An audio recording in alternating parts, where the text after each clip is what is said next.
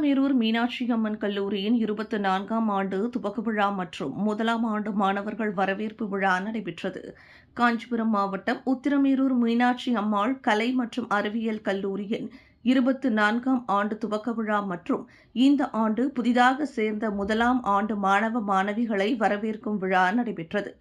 உத்திரமேரூர் மீனாட்சி அம்மாள் அறக்கட்டளையின் நிறுவனர் ஏ.என். ராதாகிருஷ்ணன் அவர்கள் ஆசியுடனும் மீனாட்சி அம்மாள் அறக்கட்டளையின் நிர்வாக அரங்காவலர் கோமதி ராதாகிருஷ்ணன் மற்றும் நிர்வாக இயக்குநர் ஜெயந்தி ராதாகிருஷ்ணன் ஆகியோர் வழிகாட்டுதலின்படி நடைபெற்ற இந்த விழாவானது உத்திரமேரூர் மீனாட்சி அம்மாள் கல்வி வளாக ஒருங்கிணைப்பாளர் வி. ராஜேந்திரன் தலைமையில் நடைபெற்றது.